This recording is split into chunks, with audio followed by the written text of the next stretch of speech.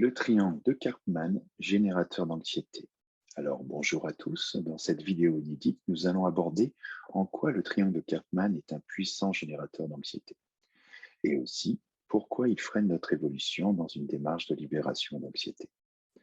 Et quel type de trauma se cache pour que nous en sommes arrivés à utiliser ce type de comportement. Et pour finir, quelques exercices pour se libérer de celui-ci. Donc je vous invite fortement à être attentif tout au long de cette vidéo. Mais avant cela, je vais me présenter. Je m'appelle Mathieu Gourmet, je suis praticien en programmation neurolinguistique et j'accompagne les personnes qui souffrent d'anxiété, d'angoisse ou de stress chronique à pouvoir s'en libérer, que ce soit de trauma ou de pensées toxiques. J'en profite également pour faire très vite ma promotion. Je propose une formation en ligne sur la gestion du stress, d'angoisse et d'anxiété, ainsi qu'un groupe Facebook dans le même thème, ainsi que des PDF gratuits qui sont tous présents dans la description. Voilà, comme ça c'est fait. Alors je vous invite également à vous abonner à cette chaîne et activer la cloche pour que ne rien manquer de mes prochaines vidéos qui ont pour but de vous faire découvrir vos fonctionnements inconscients et comment vous libérer de vos traumas et de vos pensées toxiques pour atteindre une vie plus épanouissante. Nous allons commencer. Alors le triangle de Karpman a été créé par M. Karpman en 1968. Ce triangle présente différents comportements qui invitent chacun dans un rôle différent et qui attire l'attention et qui a besoin de cette nourriture d'attention pour exister. Ils sont au nombre de trois. Nous avons le bourreau, la victime et le sauveur. Dans ce triangle, le bourreau agresse une victime. La victime demande un sauveur et le sauveur, qui est bien content d'apporter son secours, souvent en agressant, le dit bourreau. Avant de continuer, je rappelle que nous parlons de comportements sociaux répétitifs et inconscients.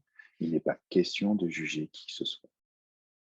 Alors, ce triangle est composé de trois comportements dits de manipulation, puisqu'ils invitent les autres personnes à prendre un rôle parmi ceux proposés dans ce triangle. Ce sont des masques comportementaux qui sont les plus couramment utilisés dans notre société. Et nous allons voir, nous changeons régulièrement de masque suivant nos ressentis internes au moment et suivant le positionnement des autres personnes dans ce triangle. Quelqu'un me demande un coup de main, je lui apporte ce coup de main, je deviens sauveur.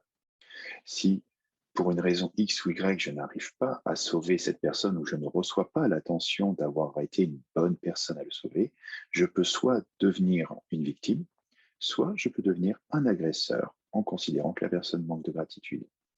Une victime peut à tout moment appeler un sauveur, mais aussi d'estimer que ce sauveur n'est pas à la hauteur de ses attentes et l'agresser. Elle devient le bourreau. Ou encore, elle-même agressée par un bourreau, mais elle estime qu'à un moment donné, ce bourreau a dépassé entre guillemets les bornes, elle finit par devenir un agresseur et le bourreau devient victime.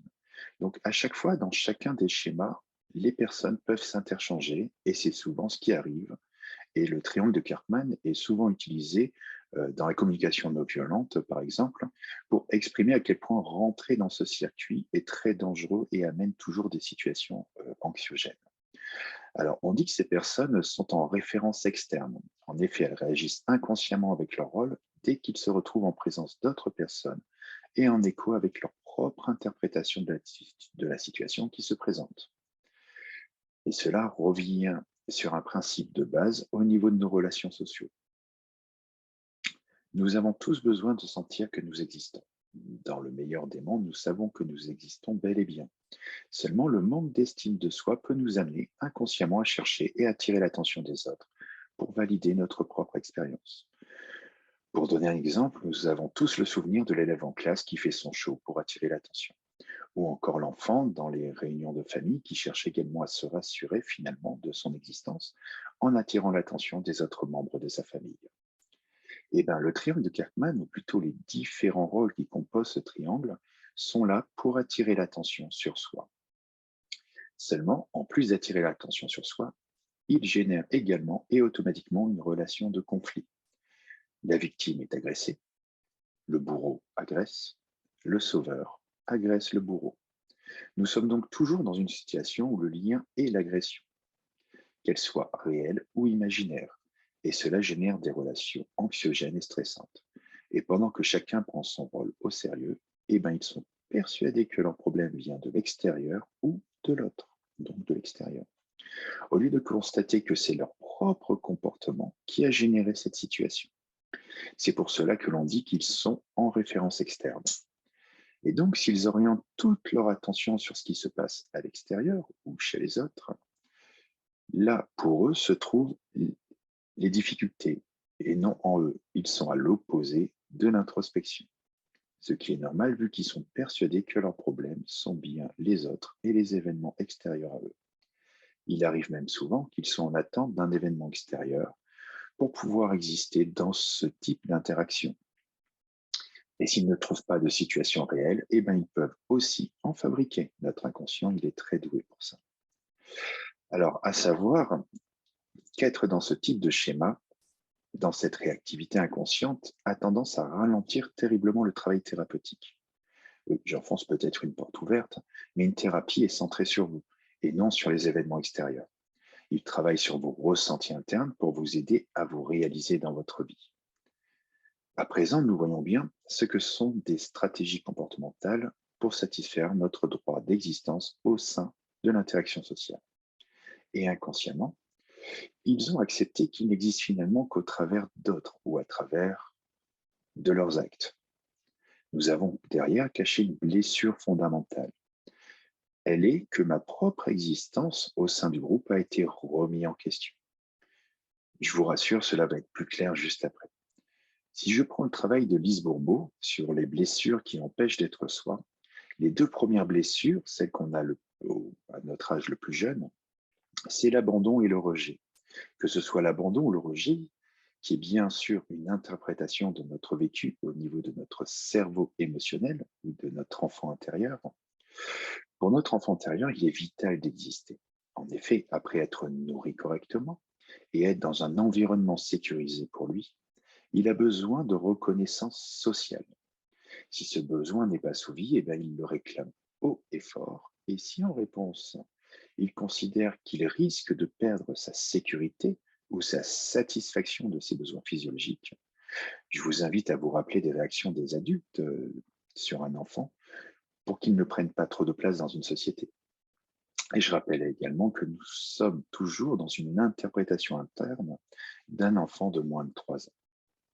Alors, pour garantir sa survie et garder ses premiers besoins physiologiques et de sécurité, notre cerveau émotionnel ou notre enfant intérieur accepte qu'il ne soit pas légitime d'exister simplement.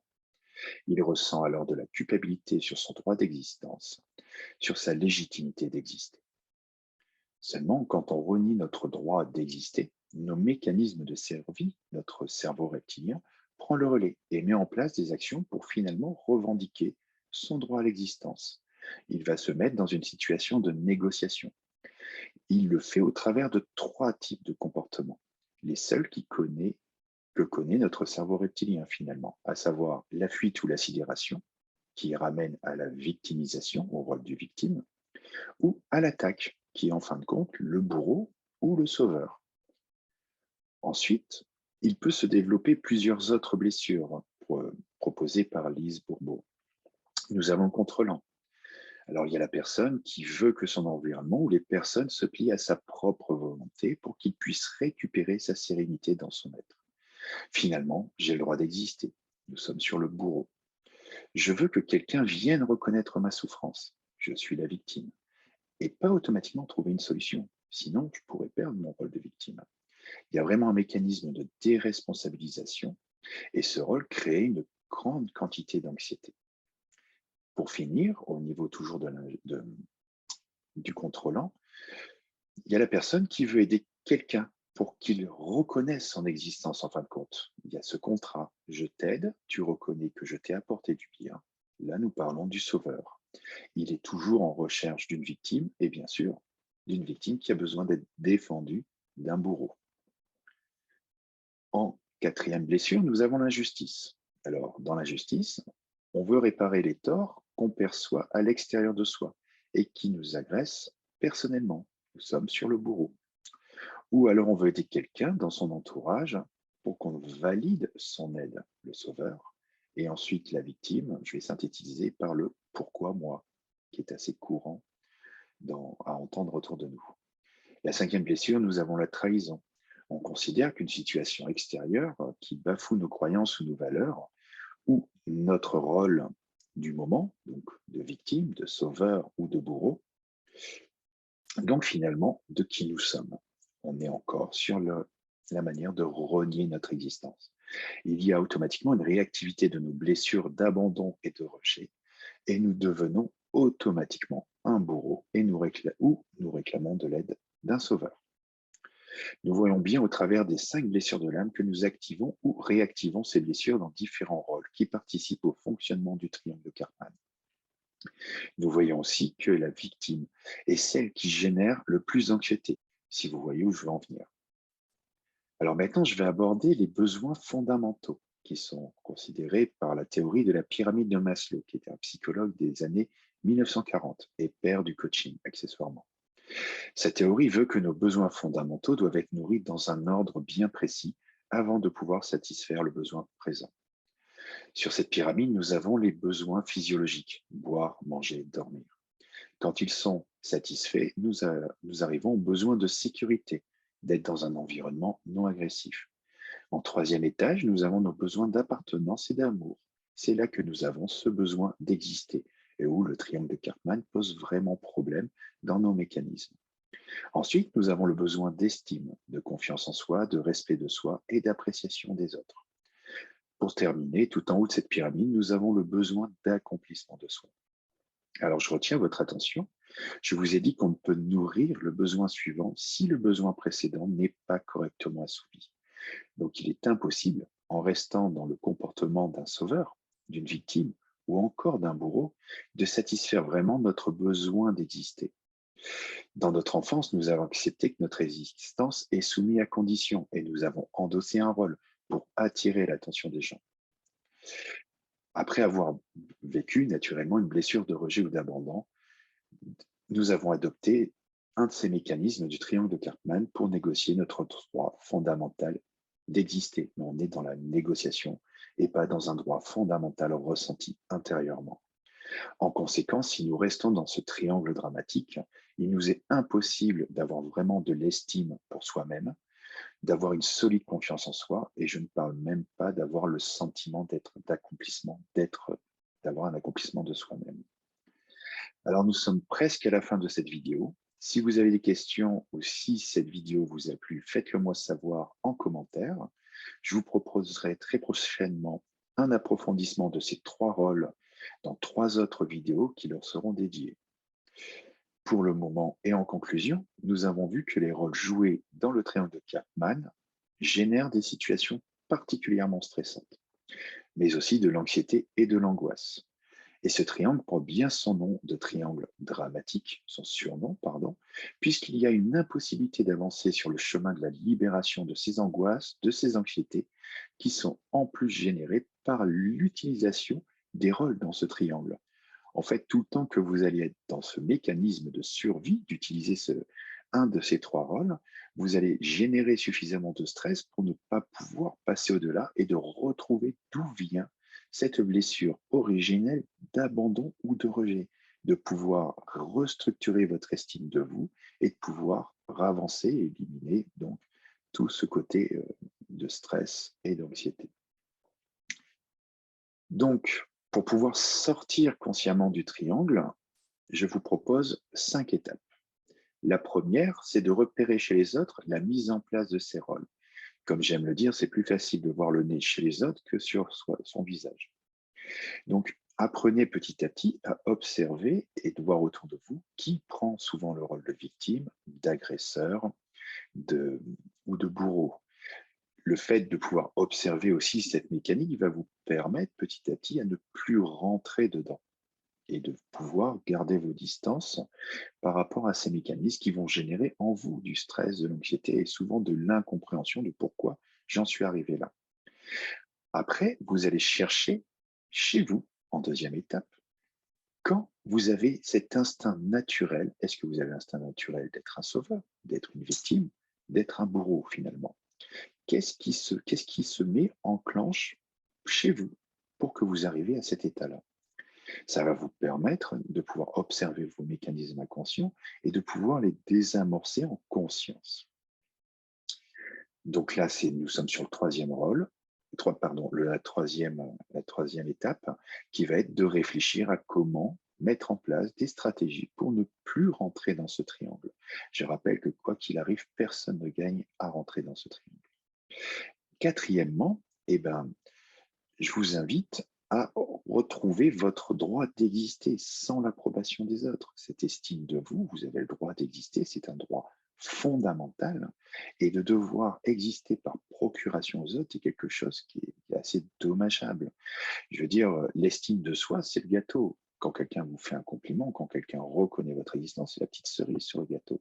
Si on inverse les rôles, à un moment donné, vous serez toujours dans la demande et vous deviendrez même assez énergivore pour les personnes qui sont autour de vous. Que vous soyez un bourreau, que vous soyez une victime ou un sauveur, vous fatiguez votre entourage dans votre manière de fonctionner.